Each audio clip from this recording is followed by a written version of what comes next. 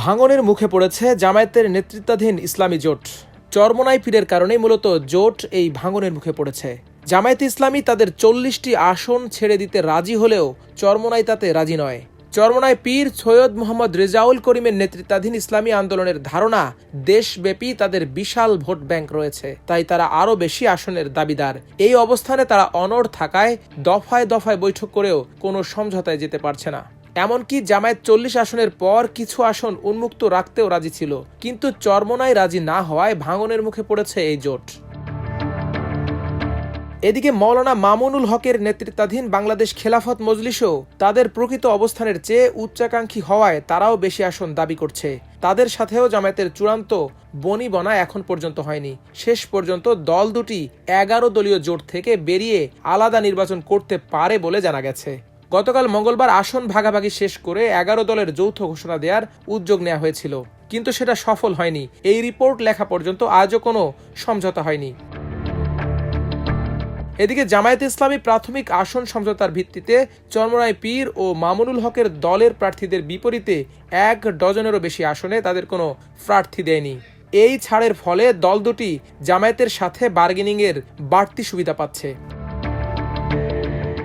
৮ দলীয় জোটের ব্যানারে দীর্ঘদিন ধরে জামায়াত আন্দোলন করে আসছিল এবং জোটবদ্ধ নির্বাচনের ঘোষণা দিয়ে অনেক দূর এগিয়ে গিয়েছিল, কিন্তু জুলাই যোদ্ধাদের সংগঠন এনসিপি, বীর মুক্তিযোদ্ধা অলি আহমেদের নেতৃত্বাধীন এলডিপি ও মুজিবুর রহমান মঞ্জু ও ব্যারিস্টার ফুয়াদের নেতৃত্বাধীন এবি পার্টি যুক্ত হয়ে ১১ দলীয় জোট গঠনের পরই ইসলামী দলগুলোর সাথে তাদের মনোমালিন্য সৃষ্টি হয়। এনসিপি সহ নতুন ৩ দলের সাথে জামায়াতের ঐক্য হওয়ার পর থেকেই জামায়াত জোটে ইসলামী অন্য দলগুলোর গুরুত্ব কমতে থাকে। ভাগে কম সিট পাওয়ার ভয়ে জোটবদ্ধ নির্বাচনের ব্যাপারে তাদের আগ্রহ কমতে থাকে, কারণ তারা বুঝতে পারে এনসিপি জামায়াত জোটে যোগ দেয়ায় তাদের পক্ষে জামায়াতকে চাপে রাখার শক্তি কমে গেছে।